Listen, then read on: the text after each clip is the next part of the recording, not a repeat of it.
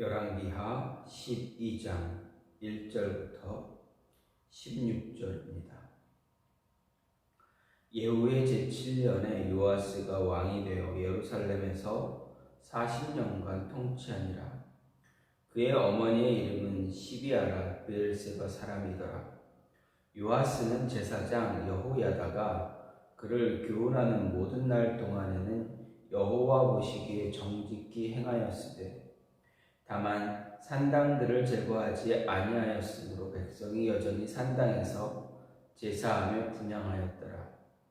요아스가 제사장들에게 이르되 여호와의 성전에 거룩하게 하여 드리는 모든 은 곧 사람이 통용하는 은이나 각 사람의 몸값으로 드리는 은이나 자원하여 여호와의 성전에 드리는 모든 은을 제사장들이 각각 아는 자에게서 받아들여 성전의 어느 곳이든지 파손된 것을 보거든 그것으로 수리하라 하였으나 요아스 왕 제23년에 이르도록 제사장들이 성전에 파손한 데를 수리하지 아니하였는지라.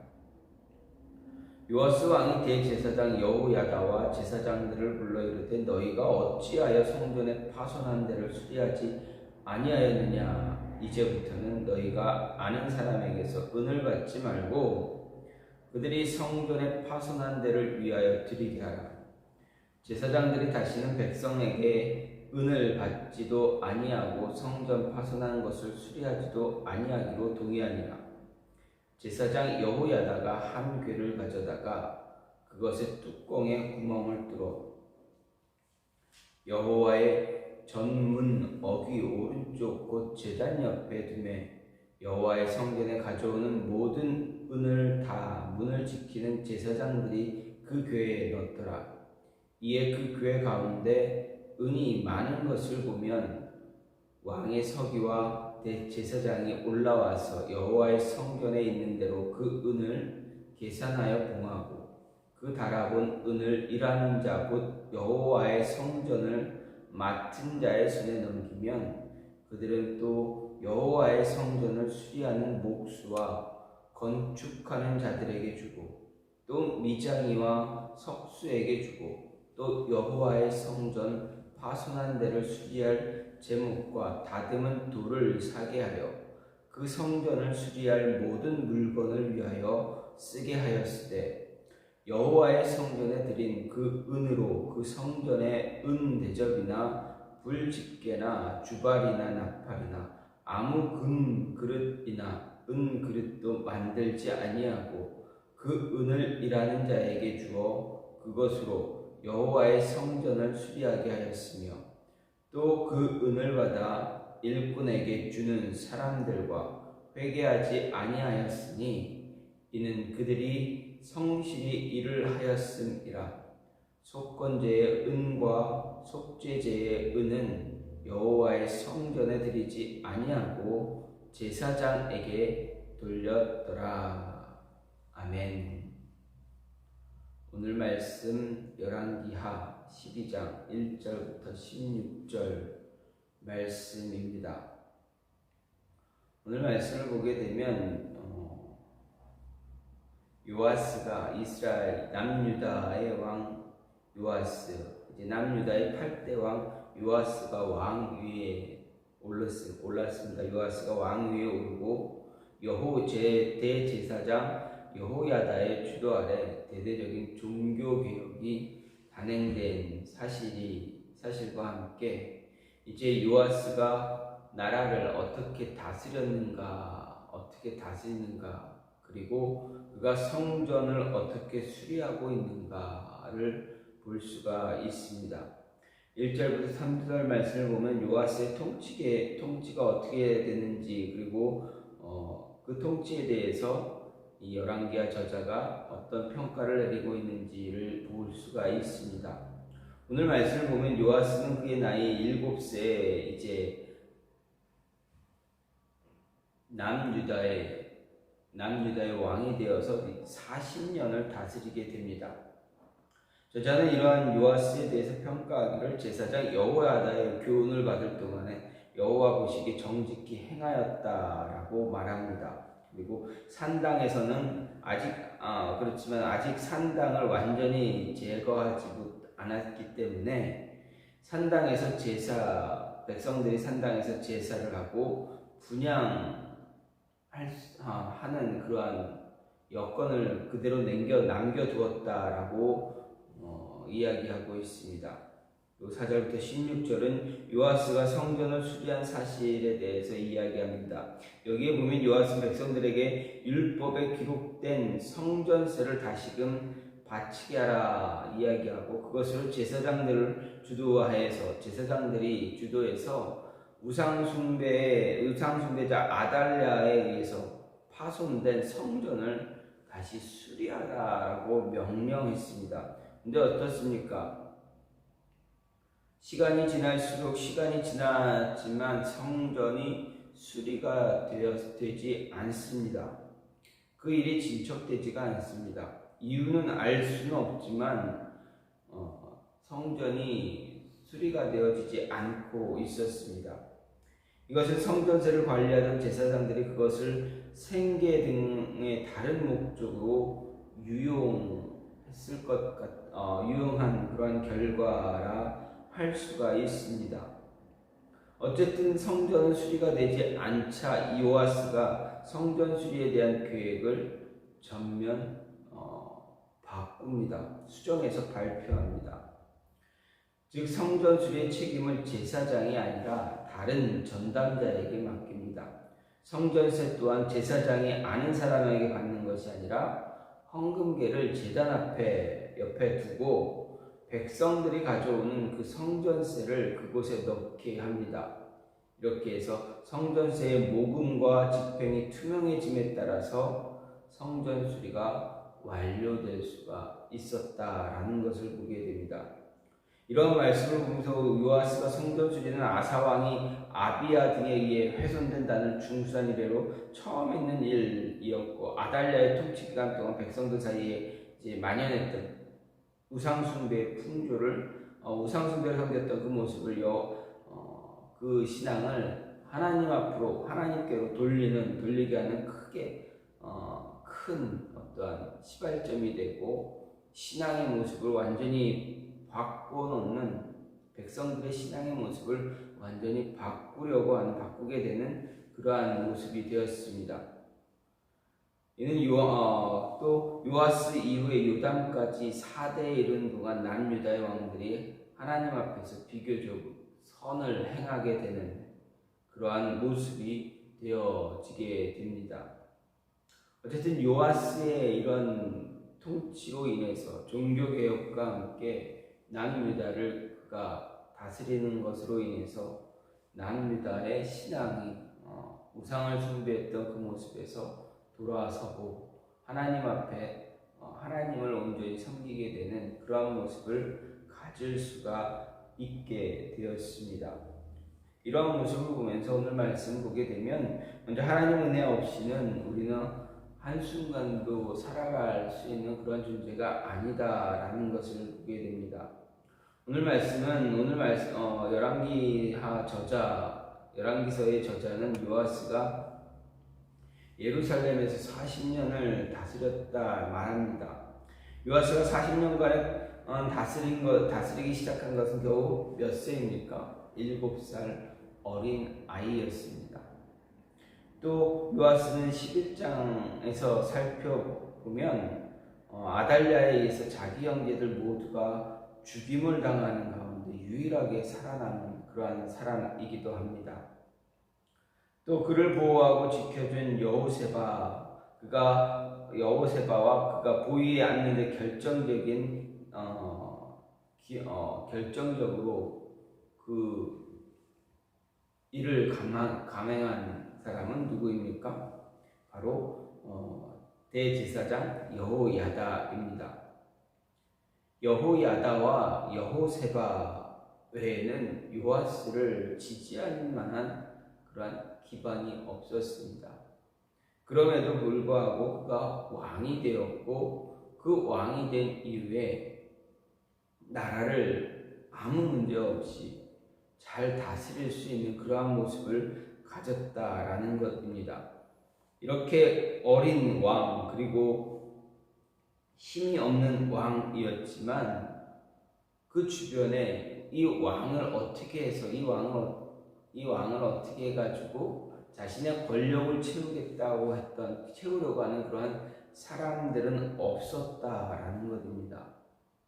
물론 알지 못하는 그곳에서 권력을 잡으려고 하는 그러한 모습이 있었을지는 모르겠지만 어쨌든 큰 문제 없이 어떤 소란 없이 나라를 다스릴 수 있었다라는 것은 하나님이 그에게 은혜를 주지 않았으면 할 수 없었다라는 것을 보여줍니다.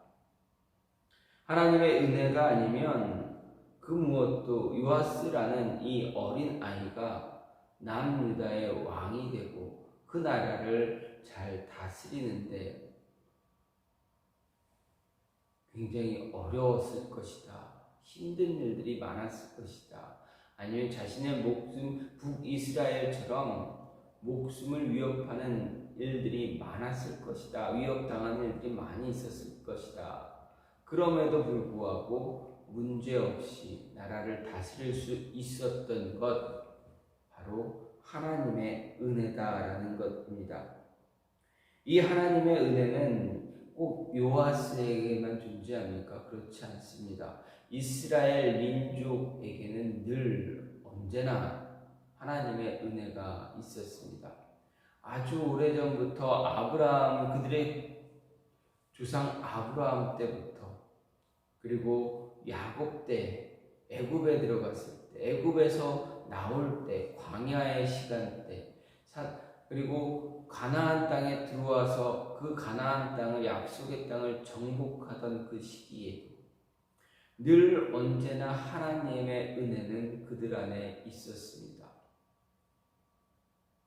요아스뿐만 아니라 그 이후에도 하나님의 은혜는 있었다.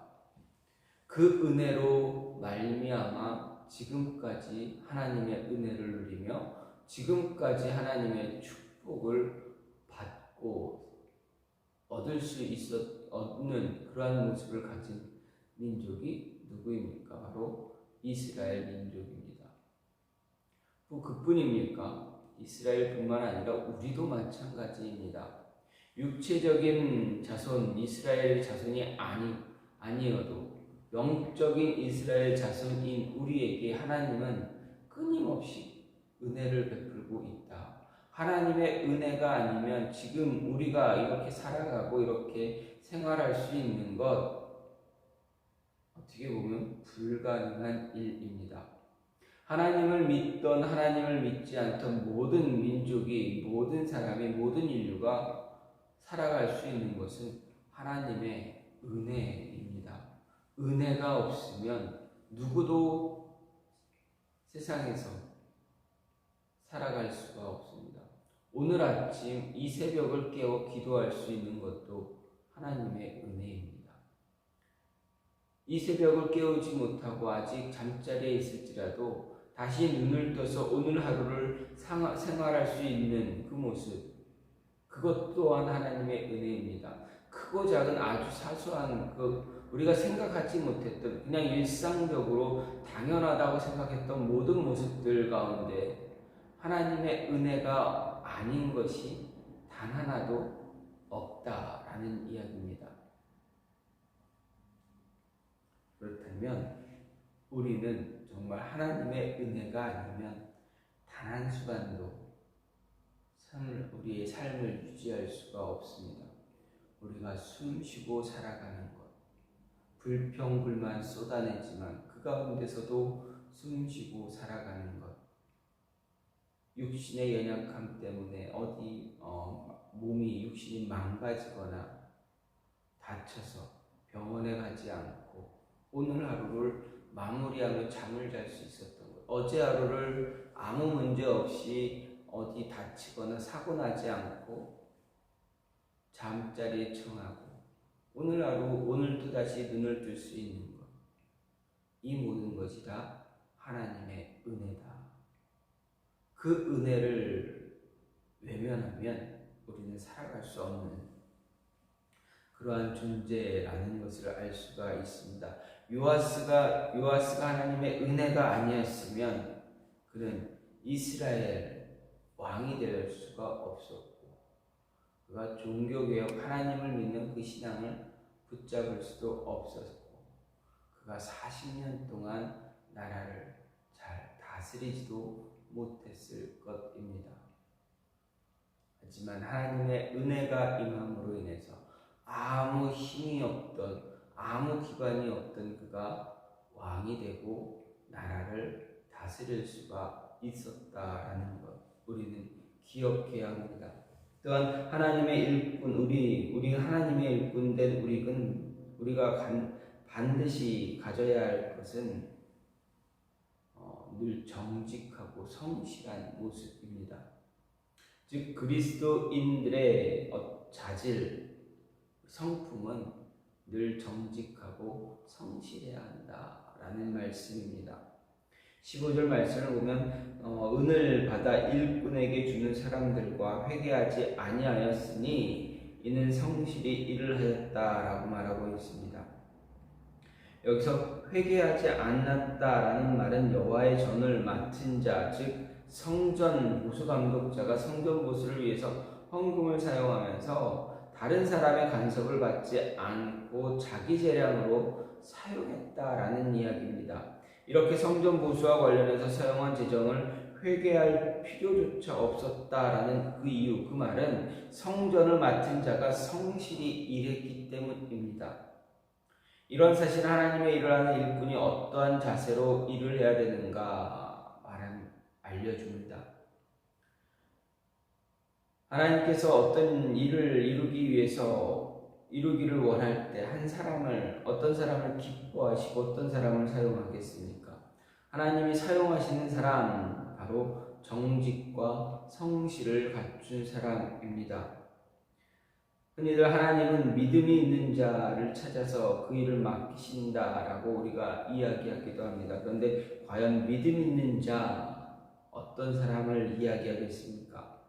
이것은 분명히 하나님을 신뢰하는 자라는 뜻이 포함되어 있지만, 일면에는 하나님이 믿을 만한 사람이라는 뜻도 포함되어져 있습니다. 즉 하나님은 누군가에게 하나님의 일을 맡기실 때 먼저 그가 믿을 만한 사람인가를 살피시고 그를 통해서 하나님의 역사를 이루어 가신다는 이야기입니다. 이처럼 하나님의 도구로 사용되기 위해서 가장 먼저 요구되는 자질, 바로 오늘 말씀에서 이야기하는 정직과 성실입니다. 흔히들 능력 있는 자가 하나님의 일을 감당한다고 하지만, 능력은 우리 개인이 발휘하고 어떻게 할 수가 있는 것입니까? 아닙니다. 하나님이 주셔야 갖출 수 있는 것이 능력입니다. 내가 능력이 없어도 하나님의 일을 맡기실 때는 그 능력을 주신다라는 이야기입니다. 하나님이 능력을 부어주시면 모든 일을 우리는 어떤 일이든 할 수가 있습니다. 아무리 능력 있는 자라 해도 정직하지 못하고, 또 아무리 능력 있는 자라 해도 정직하지 못하고 거짓된 자들은 그들이 가진 능력으로 아무리 위대한 업적을 이루었다고 해도 어떻게 됩니까? 그 과정에서 자기 본성을 따라 거짓된 일까지도 하게 되고 만다라는 것입니다.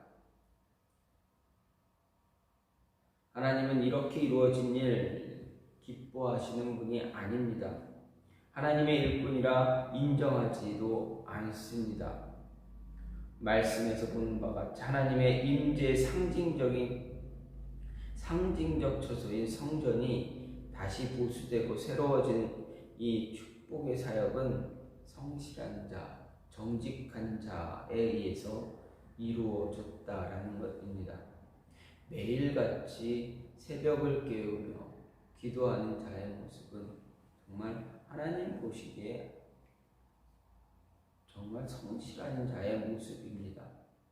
매일매일 시간을 정해서 하나님께 기도하며 간구하는 모습을 갖는 자, 매일매일 자신의 시간을 떼어서 하나님의 말씀을 묵상하고 하나님의 말씀을 읽고 묵상하는 자, 그들의 모습은 무엇입니까? 그들의 모습에 나타나는 것, 바로 성실함입니다.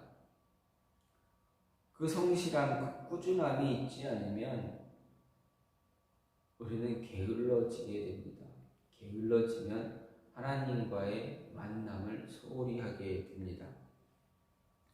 정직하고 성실한 자가 하나님과의 만남을 끝까지 유지하고 흔들리지 않고 그 모습을 이어가는 사람입니다. 우리는 바로 그러한 자들이 되어줘야 합니다. 저와 여러분 바로 그러한 사람이 되어서 하나님과 끊임없는 관계를 잘 맺고 나아가는 그런 자들이 되어줘야 합니다.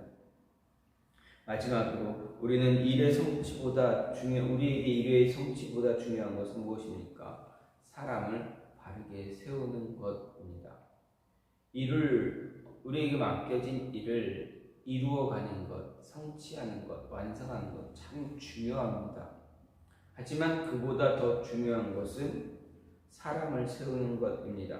16절 말씀에서 속건제의 은과 속죄제의 은은 여호와의 전에 드리지 아니하고 제사장에게 들렸다 말하고 있습니다. 여기서 이 말씀 성전 보수 공사를 주제로 하는 오늘 말씀의 마지막 구절입니다.